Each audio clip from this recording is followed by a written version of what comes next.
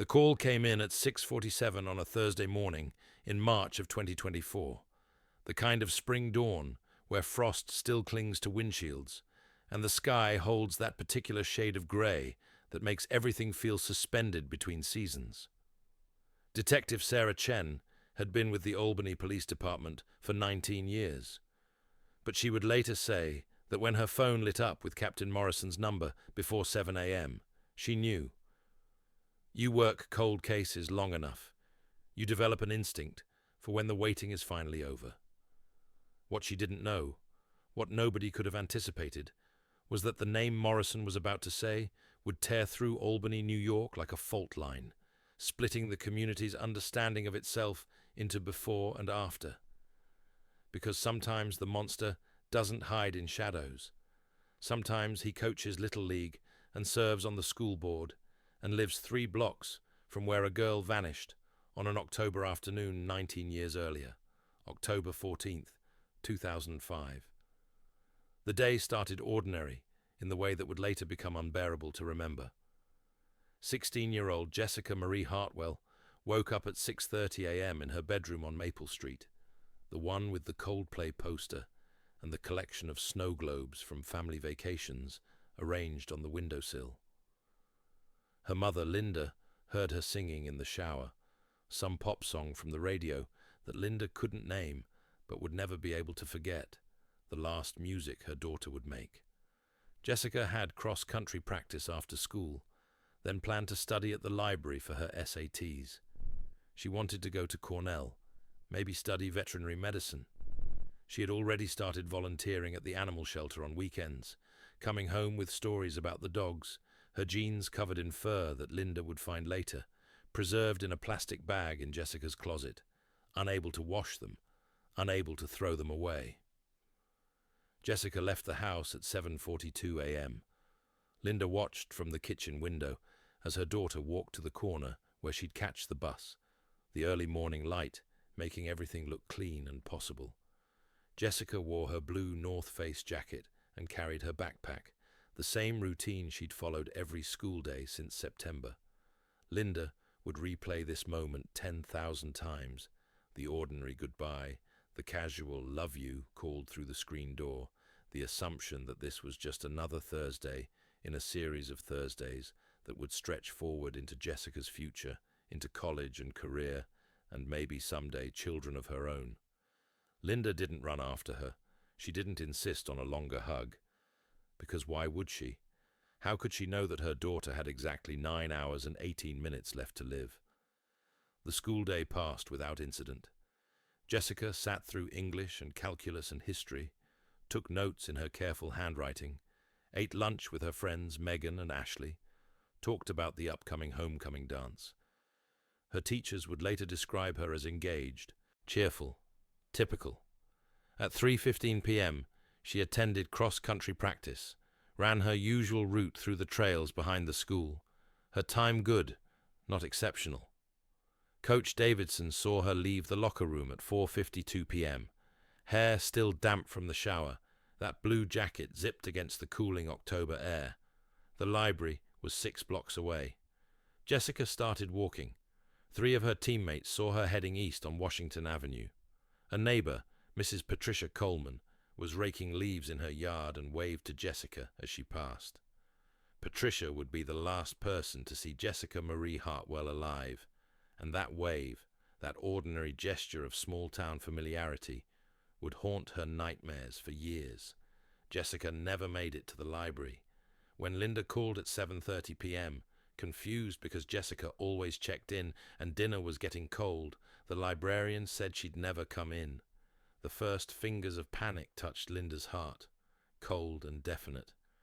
She called Megan, called Ashley, called Coach Davidson. She drove the route between school and library, her hands shaking on the steering wheel, telling herself there was an explanation, that Jessica had gone to a friend's house and forgotten to call, that teenagers did thoughtless things, and this would be a story they'd laugh about later, even as some deeper part of her already knew.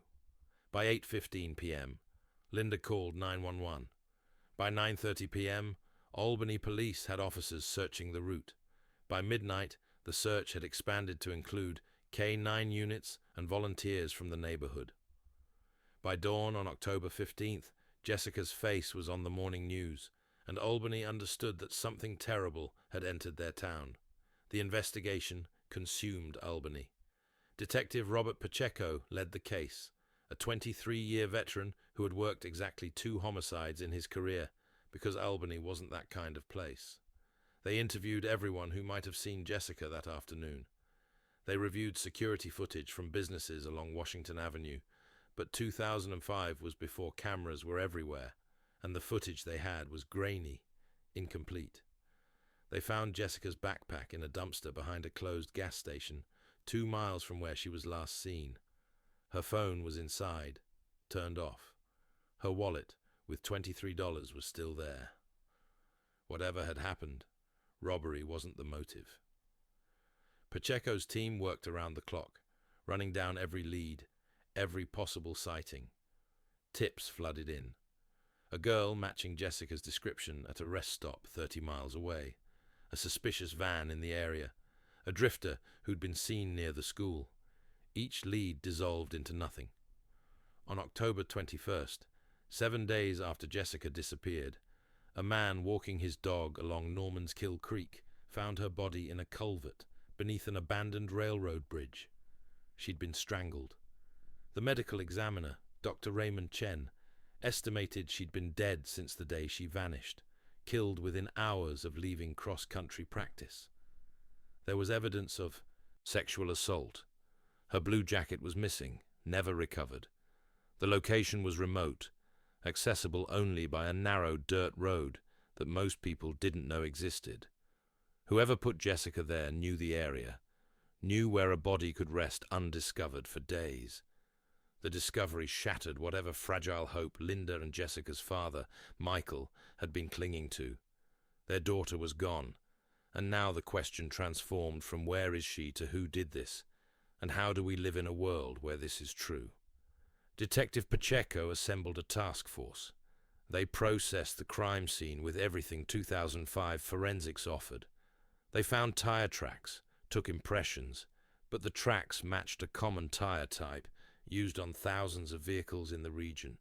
They collected fiber evidence, hair samples, trace materials. They swabbed for DNA and found genetic material that didn't belong to Jessica, male DNA that would become the most important piece of evidence in the case, though they didn't know it yet. In 2005, DNA technology was advancing, but not yet the comprehensive tool it would become.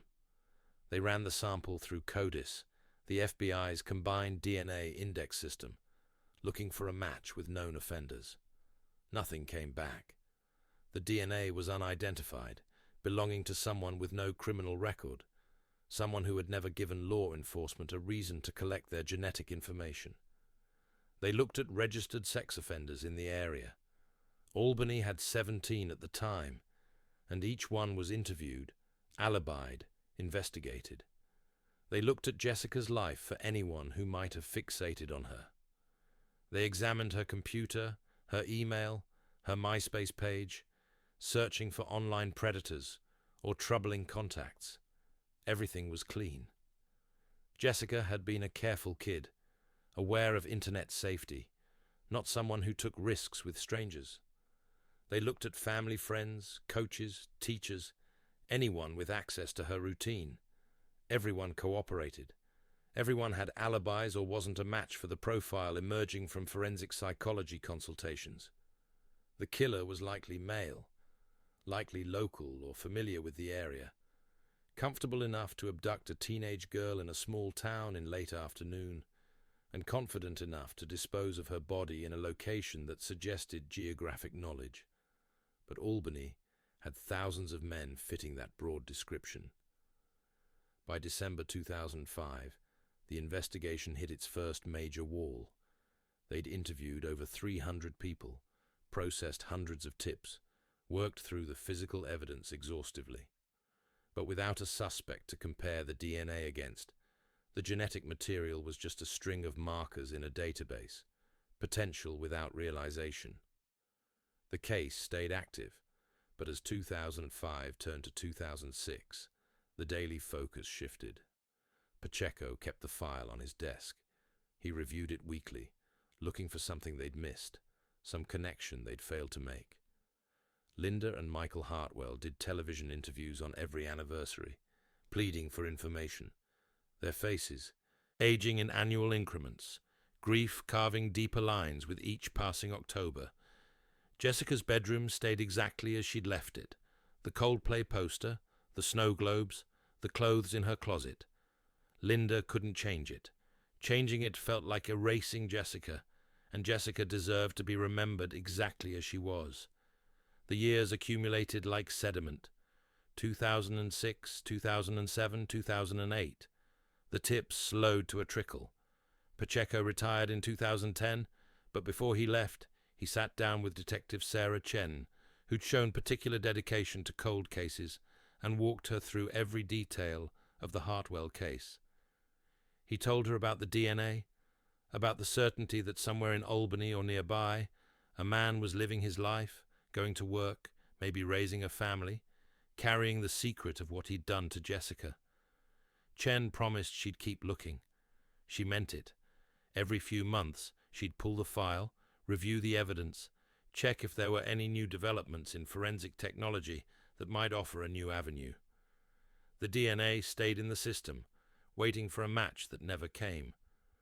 By 2015, 10 years after Jessica's murder, the case existed in that painful limbo of unsolved but not forgotten.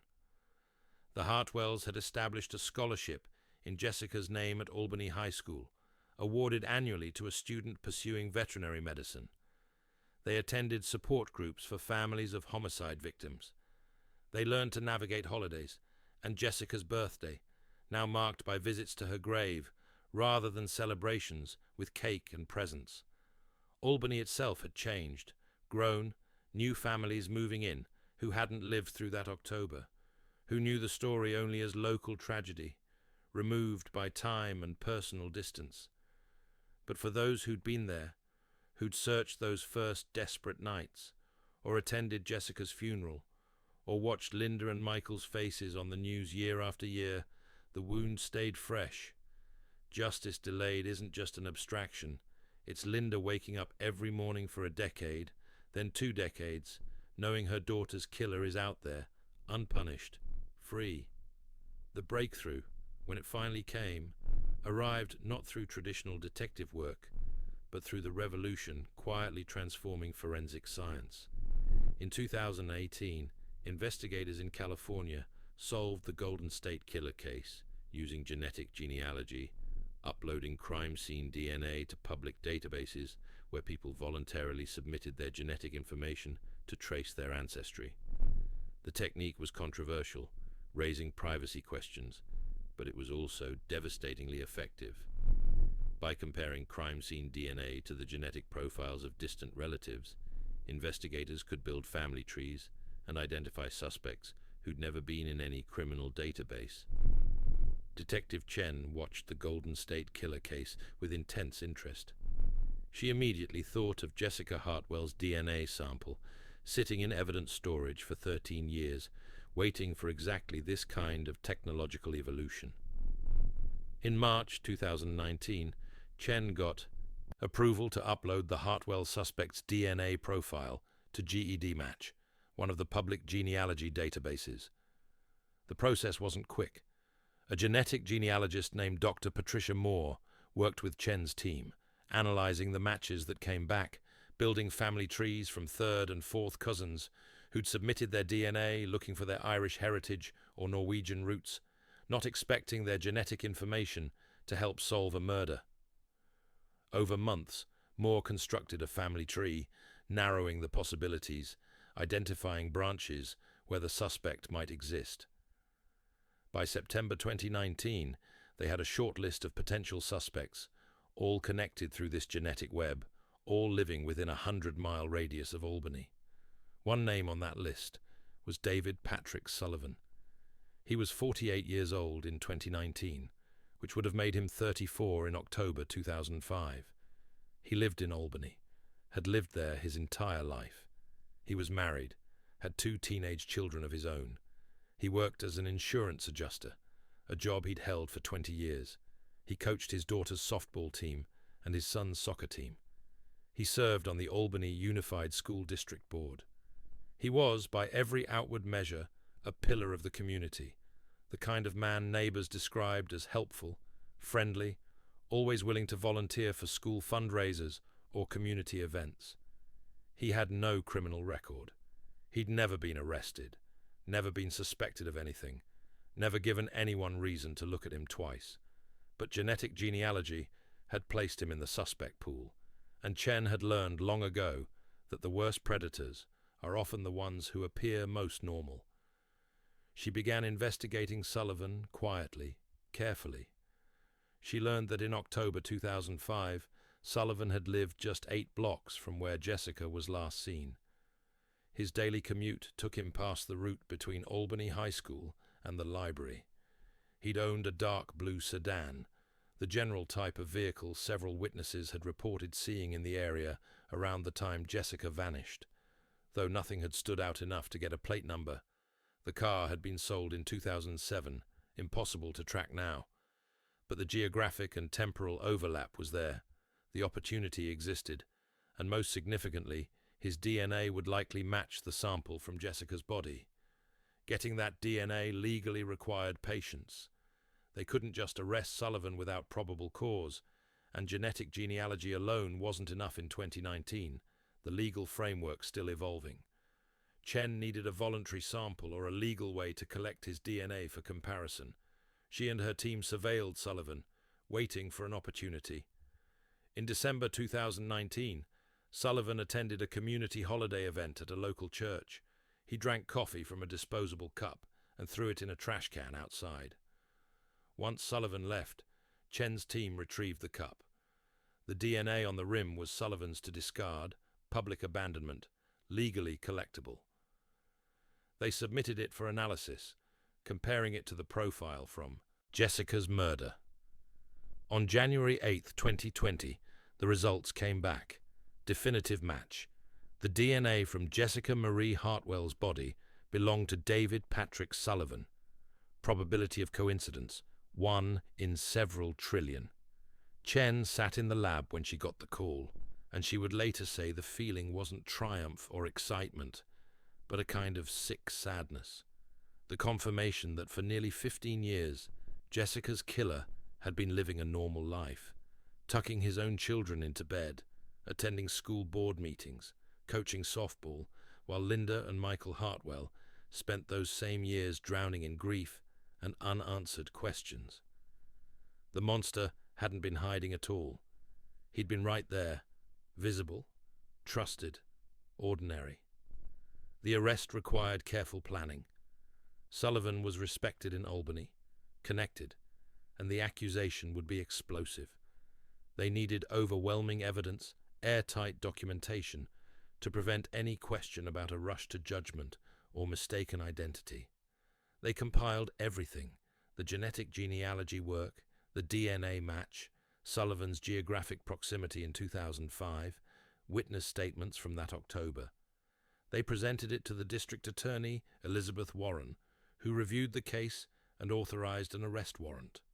On March 12, 2020, just days before COVID-19 would shut down much of the world, Detective Chen and a team of officers arrived at Sullivan's home at 6:47 a.m., the same time she'd received Morrison's call about the DNA match. Sullivan answered the door in sweatpants and a t-shirt, confused, still half asleep. Chen identified herself and told him he was under arrest for the murder of Jessica Marie Hartwell. Sullivan's face, Chen would later testify, showed not shock or confusion, but something else, something that looked almost like relief, like a man who'd been waiting 19 years for this knock on the door and was almost glad the waiting was over. His wife, Catherine, came to the doorway and started screaming, demanding to know what was happening, insisting there'd been a mistake. Sullivan didn't say anything. He let them cuff him, read him his rights, lead him to the patrol car. Neighbors came out, drawn by the commotion, watching in disbelief as the man who'd organized block parties and coached their children was driven away in the back of a police car. The news hit Albany like a detonation. David Sullivan, not some drifter or stranger or obvious predator, but David Sullivan, who'd sat next to you at school board meetings, who'd cheered from the bleachers alongside you at youth sports games, who'd helped jumpstart your car in the grocery store parking lot.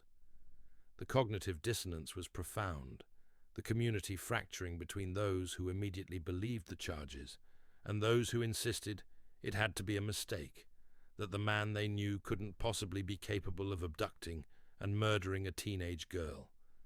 Catherine Sullivan maintained her husband's innocence, hiring a prominent defense attorney, telling anyone who would listen that the DNA evidence must have been contaminated or that genetic genealogy wasn't reliable, that the police had targeted an innocent man. But as pre-trial proceedings unfolded through 2020 and into 2021, the evidence was overwhelming. The DNA match alone was nearly insurmountable, and the defense's attempts to challenge the genetic genealogy methodology failed. Forensic experts testified about the reliability of DNA analysis, about the astronomical improbability of a coincidental match. Prosecutors presented Sullivan's opportunity, his proximity to Jessica's last known location, his familiarity with the area where her body was found. They presented cell phone records from 2005, showing his phone had been near the creek where Jessica was discovered on the evening of October 14th, a detail that hadn't meant anything in the original investigation when Sullivan wasn't a suspect, but became damning in hindsight. The trial began in June 2022, held in the Albany County Courthouse with intense media coverage and a packed gallery. Linda and Michael Hartwell attended every day, sitting behind the prosecution table, Linda clutching a framed photo of Jessica, the same school picture that had been on the news for 17 years. Sullivan sat at the defense table in a suit, looking like exactly what he'd been before his arrest, a respectable middle-aged man, someone you'd trust with your insurance claim or your children. The prosecution's case was methodical, building the forensic evidence piece by piece. They walked the jury through genetic genealogy, explaining how science had finally caught up to the crime. They presented Dr. Moore, the genetic genealogist, who explained her work with clarity and precision. They presented the DNA experts who testified to the match. They presented Sullivan's opportunity and motive, painting a picture of a predator who'd seen a vulnerable girl walking alone and acted on his worst impulses. The defense argued contamination, coincidence, flawed investigation. They suggested the DNA could have been transferred innocently, though they couldn't explain how Sullivan's DNA would have ended up on Jessica's body if they'd never met. They argued that genetic genealogy was too new, too untested, to convict a man of murder. They presented Sullivan's clean record, his community involvement, the character witnesses who testified he was a good man, a good father, someone incapable of violence. But when the prosecution asked those character witnesses if they'd known Sullivan in October 2005, if they could account for his whereabouts on October 14th of that year, none of them could. 17 years had erased those ordinary details, leaving only the DNA speaking across time. Sullivan never testified. His attorney advised against it, knowing that putting him on the stand would open him to cross-examination about inconsistencies in his timeline from 2005, about why his phone had been near the crime scene, about how he explained the DNA match. His silence, while legally protected, felt damning to the jury. On July 19, 2022, after deliberating for 11 hours across 2 days, the jury returned a verdict: guilty of first-degree murder, guilty of kidnapping, guilty of sexual assault. Linda Hartwell collapsed in the courtroom, sobbing, 17 years of grief and waiting released in a single moment. Michael held her, his own face streaked with tears.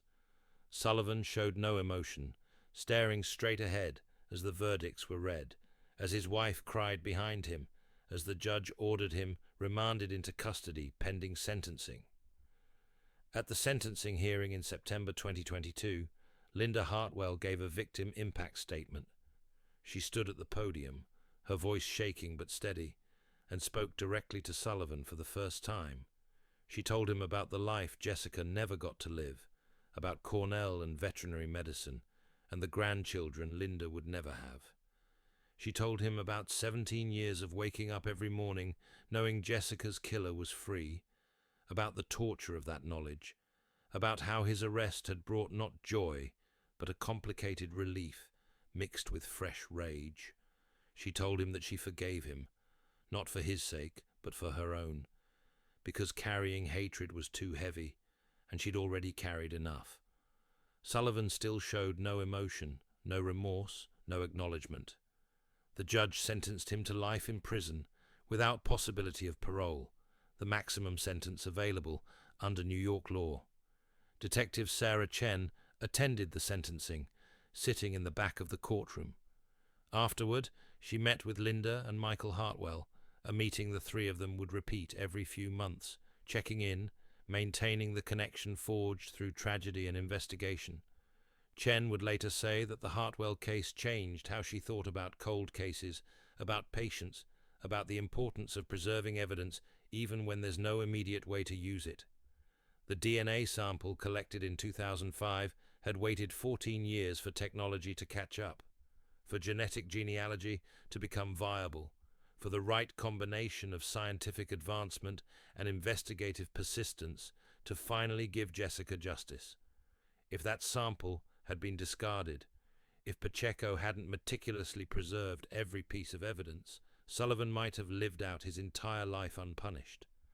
The case sent reverberations through law enforcement nationally. Genetic genealogy became a standard tool in cold case investigations, solving murders that had remained unsolved for decades. Privacy advocates raised important questions about the use of consumer DNA databases for police work, about consent, and the unexpected ways our genetic information could be used. But for families like the Hartwells, the technology represented hope where none had existed before, the possibility that time and silence didn't mean cases were truly cold, only waiting. By 2024, genetic genealogy had helped solve over 200 homicides across the United States, bringing closure to families who'd waited years or decades for answers. Albany itself slowly absorbed the revelation about Sullivan. The school board immediately removed him from his position, erased his name from the volunteer honor roll, tried to excise him from the community fabric. His wife divorced him in 2023, taking back her maiden name, moving away with their children, seeking distance from the horror of learning that the man she'd loved and trusted was capable of such violence. The families whose children Sullivan had coached grappled with revulsion and fear, wondering if their own kids had been safe with him, if there were other victims they didn't know about. Investigators reviewed unsolved cases from Sullivan's lifetime, looking for other crimes that might match his pattern, but found nothing. Jessica appeared to be his only victim, a single moment of evil in an otherwise apparently normal life, which somehow made it more disturbing rather than less. At the animal shelter where Jessica had volunteered, they renamed their main adoption area the Jessica Hartwell Memorial Room, hanging her photo, remembering the girl who dreamed of helping animals, whose life was stolen before she could fulfill that dream. The scholarship fund established in her name continued growing, sending students to veterinary programs at Cornell and elsewhere, ensuring that Jessica's name meant hope and future, rather than only tragedy. Linda and Michael visited Jessica's grave every week, bringing fresh flowers, sitting on the bench Michael had installed beside the headstone, talking to their daughter about their lives, about the justice that finally came, about how much they still missed her 19 years later. The Hartwell case stands as testament to multiple truths about justice and time and technology. It demonstrates that cold cases aren't hopeless, that evidence preserved and investigators persistent can find answers even across decades. It shows how technological advancement can redeem old tragedies, how science evolves to catch up with crimes that once seemed unsolvable. But it also exposes the fundamental unfairness of delayed justice, how Linda and Michael Hartwell lost not only their daughter, but 17 years of waiting, how those years can never be returned, how justice delivered late is still better than no justice at all, but remains a painful consolation prize. Jessica Marie Hartwell was 16 years old when she died. She would have been 35 in 2024, possibly married, possibly a veterinarian, possibly with children of her own. Instead, she remains frozen at 16, forever the girl in the school photo, the daughter who never came home from the library. David Patrick Sullivan is now serving his life sentence at Auburn Correctional Facility, a maximum security prison in upstate New York. He continues to maintain his innocence despite the DNA evidence, despite his conviction, despite everything. He has granted no interviews, offered no confession, provided no explanation for how his DNA came to be on Jessica's body if he never touched her. This silence is common among convicted murderers who still hope for some unlikely appeal, some future exoneration they can claim if they never admit guilt. But the silence also denies the Hartwells the one thing the trial couldn't give them: understanding. Why Jessica? Why that day? What happened in those hours between her disappearance and her death? Sullivan's silence leaves those questions unanswered, leaves the full story incomplete, leaves Linda and Michael with justice, but not peace. Detective Sarah Chen retired from the Albany Police Department in early 2024, capping a 30-year career in law enforcement.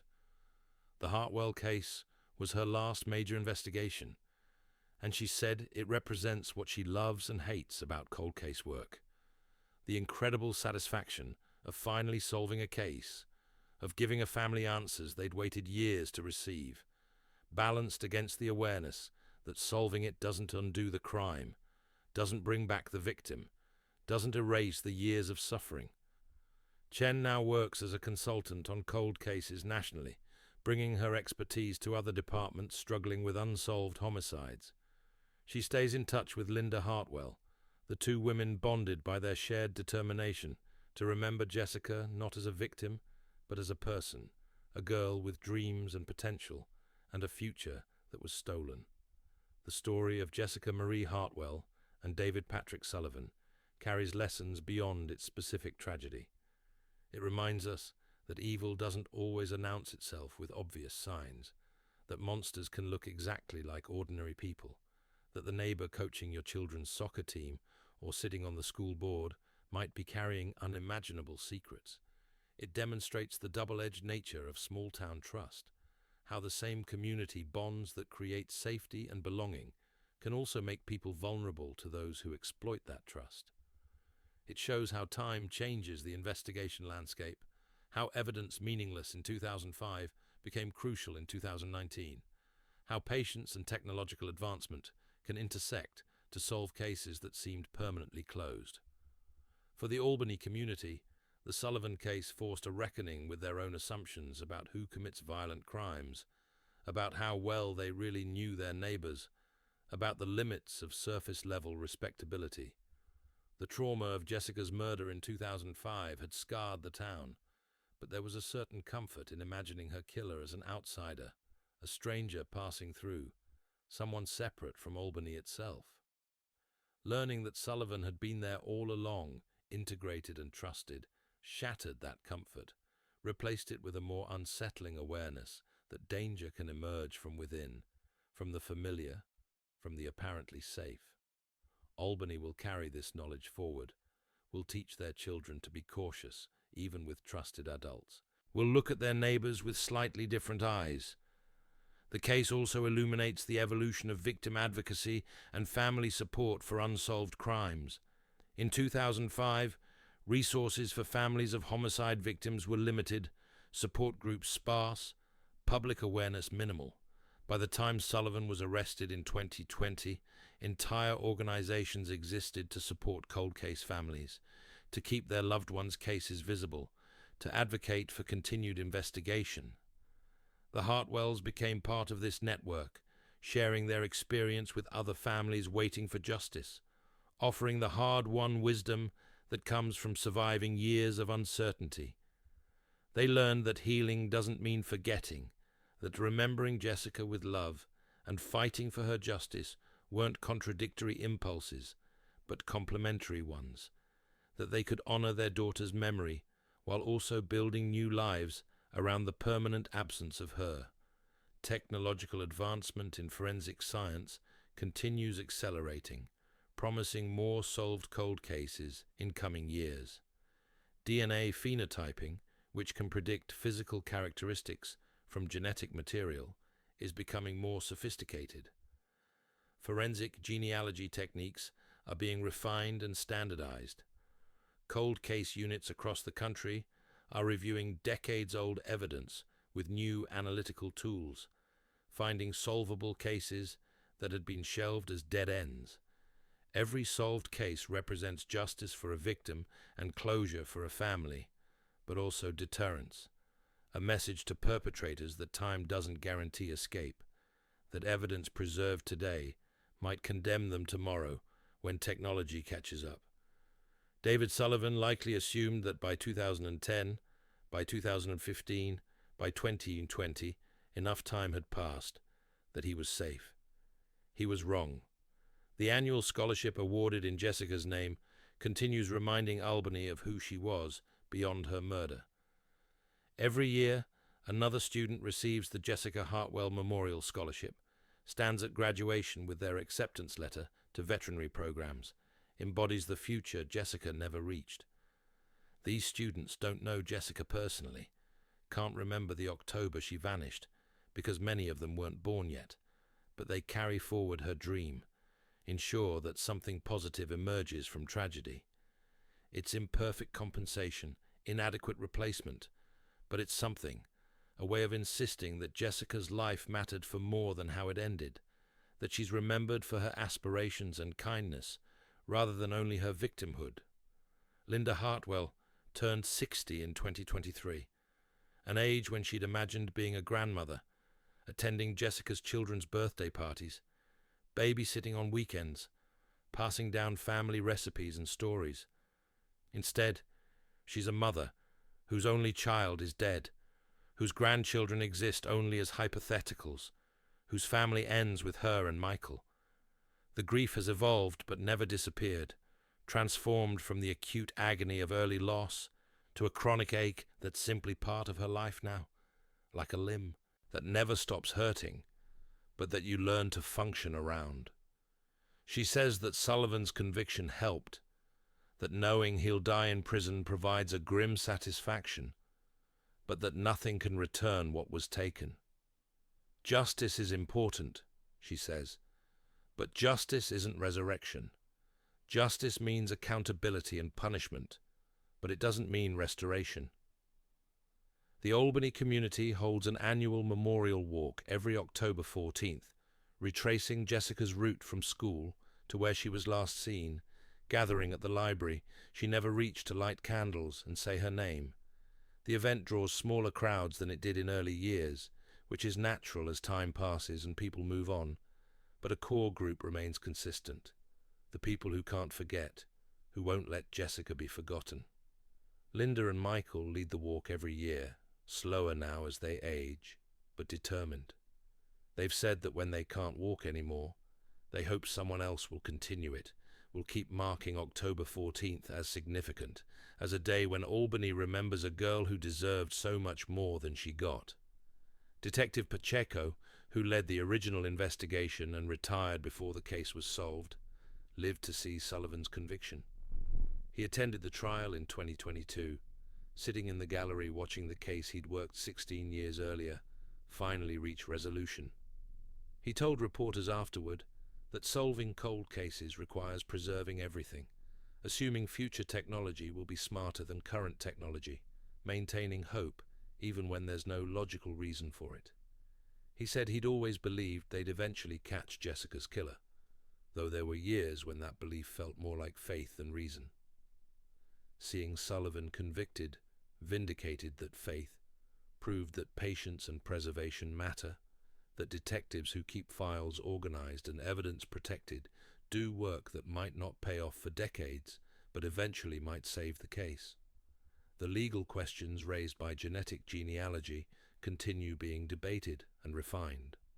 Courts have generally upheld its use in criminal investigations, reasoning that people who voluntarily upload their DNA to public databases have limited privacy expectations, and that the technique identifies suspects rather than conclusively proving guilt, requiring traditional confirmation through comparison with actual suspect DNA.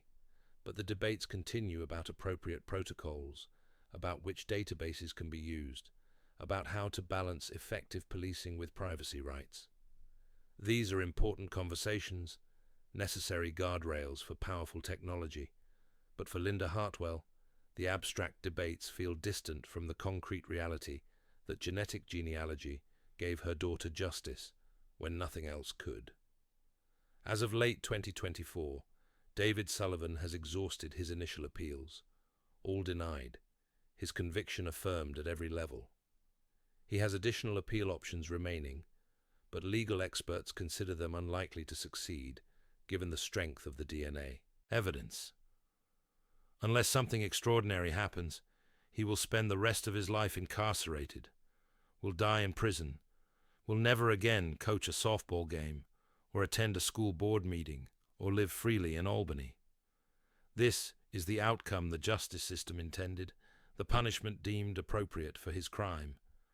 Whether it's enough, whether any punishment could be enough for murdering a 16-year-old girl and robbing her family of decades with her, remains a question without satisfactory answer. Justice is imperfect, human systems limited in their capacity to respond to irreparable harm. Jessica Marie Hartwell rests in Albany Rural Cemetery, her grave marked by a simple granite headstone with her name, her dates, and the inscription, "Forever 16, forever loved, forever missed." The snow globes from her bedroom windowsill now sit on the headstone's base, weatherproof replicas created by Michael, representing the travels Jessica took and the travels she never got to take. Visitors leave small tokens, flowers, stuffed animals, notes from people who never knew her but were moved by her story. The grave has become a memorial not just to Jessica, but to all victims of violent crime, to the lives interrupted, the futures stolen, the families left behind to navigate impossible grief. The story doesn't have a neat ending, because stories like this never do. Jessica's murder was solved, her killer convicted, justice technically served.